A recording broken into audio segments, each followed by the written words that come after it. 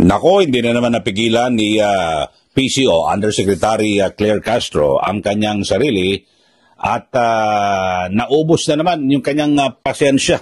Mukhang kinakailangan ho ito na sumailalim sa anger management therapy. Ito pong si Claire Castro. Alam nyo ho, bigla ho itong napikon at talagang nagtaso ng boses Hindi na ho napigilan at talagang nagalit ho ito sa isang reporter diyan po sa Malacanang matapos na itanong na bagamat ay siyempre ang sa survey ay tumaas ng 10 points percentage. Ito hong si Pangulong Marcos Jr. ay sabi ho kasi ng reporter mataas nga pero ang layo ng agwat niya dito sa survey ni VP Sara Duterte. Ayan, tignan niyo ho Itong pinaka-latest the survey ng SWS ay umakyat naman ho sa 48%. Ito hong rating o trust rating ni Pangulong Marcos Jr. Ayan ho.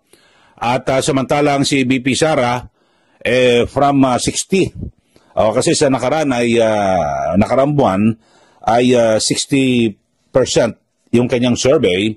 Ngayon umangat ng isa lang kasi masyadong mataas na ho Hindi po ba? At ngayon, tumaas ng bahagya. Pero ang tanong ho ng reporter ay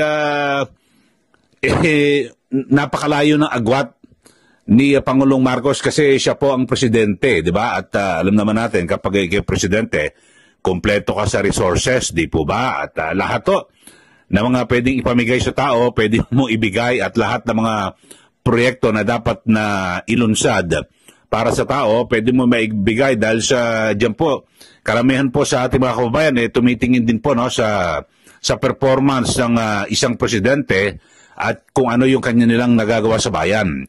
So yan po At base po sa survey ay tumaas din ito pong sina Senate President Chis Escudero at House Speaker Martin Romualdez. Pero ang ikinapikon ho rito ni Yusek Claire Castro ay parang tambak pa rin Kumbaga sa basketball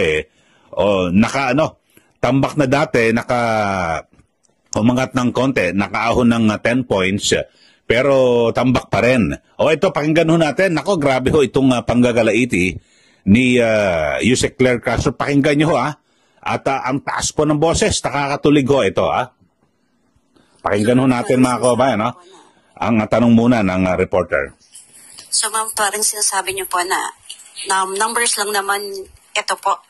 Kasi ma'am, si VP Sara po, 61% ang trust rating niya. Ano po kayang gagawin ng gobyerno para man lang makadikit doon sa trust rating ng... Wala po kami gagawin kundi magtrabaho.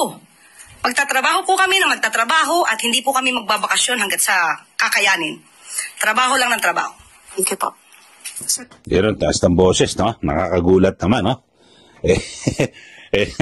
at least tumaas na nga. Madali naman kung sa maayos na pagsagot ho rito. Basta, hindi mo kailangan sumigaw So parang sinigawan niya at ito hong reporter na nagtanong totoo naman ho talaga na napakalaki na agwat, di po ba, ng survey ni VP Sara Duterte at ganyan din po si Pangulong Marcos Jr. Biro mo, 48%, dati 38%, umangat ng kaunti. Tapos ngayon, 61%. So talagang napakataas pa rin ho mga kababayan at ito po ay sa kabila ng patuloy na, di ba, ito pong si VP Sara, inupakan ho, kaliwat kanan ng kanyang mga kritiko, partikular po ng mga anti-Duterte at maging ng ilang mga opisyal ng ating gobyerno at again din po ng ng mga politiko. Yun ho, pero talaga napapanatili po ni VP Sara Duterte yung kanyang mataas na rating, 61%. Samantalang itong si Pangulong Marcos umangat naman. At siguro kasi halos araw-araw talaga nag-iikot at di ba, naglulunsad ng kung ano-ano mga proyekto. Pero sa ngayon, sa pagpasok po ng kanyang sa zona, ay pang-apat na zona, mga kababayan, at yan po ay sakto 3 taon na po siya, may 3 taon, nakakalahati na po sa kanyang termino. Kayo ho ba ay meron na kayong naaalala na sabihin natin na magmamarka na isang proyekto ho o isang programa na, oy, yan pinagawa yan ni BBM.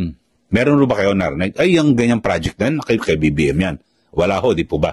Bagamat yung 20 pesos na inilunsad po para sa presyo po ng bigas, may subsidy ho ang gobyerno dyan at pili lang ho ang pwedeng makabili ng 20 pesos na kada kilo ng bigas. At ito po ay pinag-aambagan ho natin ng mga nagbabayad ng buwis. Meron pong subsidy ho dyan ng gobyerno. Ibig sabihin, kasi yung kanyang pangako noong nakarang kampanya, 2022, ay ang sabi ng Pangulo, pababain sa 20 pesos, umasa pong lahat.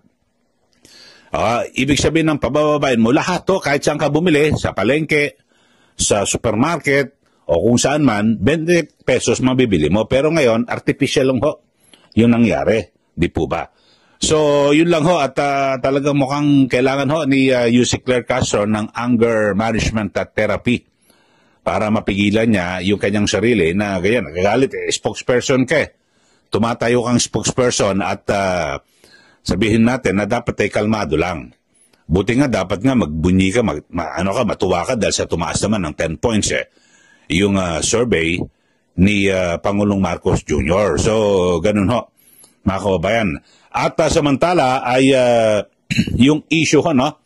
Dito po kay sa negosyanteng si Paulo Tantoco ay sinasabing fake news. So, inaalam ko muna at i-discuss natin sa ibang pagkakataon dahil sa sabi fake news daw po yung police report na kung saan ay sinasabi, 'di ba?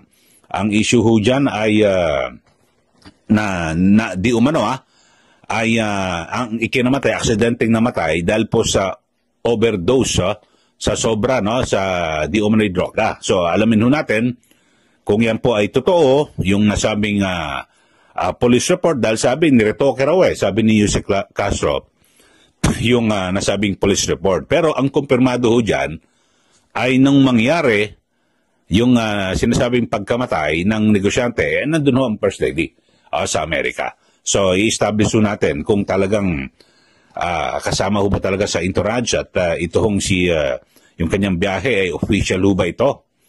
Kasi, di ba, kine-question ho ni Yusek Claire Castro yung mga biyahe ni BP Sara kung official o hindi. At kung nagtatrabaho o personal ho ba yan o ano man. So, alamin ho natin dahil sa kung official, ito ho ay, ibig sabihin, ginastusan ho natin taong bayan o taxpayers' money. Kung personal naman, ano ba, siya ba hong gumastos? Pero, alamin ho natin dahil sa yung pinuntahan, ako tingin ko, official dahil sa MIFF ang pinuntahan doon ng First Lady at marami kasama ho rin siya na Senate President Chis Escudero, Senator Jinggoy Estrada, yung ilang Cabinet Secretary, Senatorism Secretary Frasco at MMDA Chairman Artes. So yun ho. So abangan ho natin mga kababayan kung ano magiging resulta ng investigasyon at kukuha tayo ng update diyan po sa Estados Unidos kung ano ba talaga yung totoo na nilalaman ng police report dito po sa sinasabing pagkamatay. Pero yung binabanggit ito ni Yusek Claire Castro na wag na raw ho, na yung ibig sabihin dapat pag kung magpa-press ko siya, wag niya na banggitin yung negosyante kung nais siya na.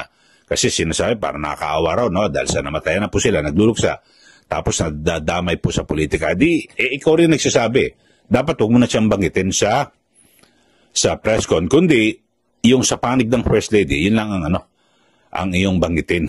Hindi po ba? So, yun lang ho mga kaubayan at abangan ho natin yung, baka kasi may nagtatanong na bakit hindi mo na-discuss ka, Eli, yung sa issue ng nangyari dyan po sa Estados Unidos.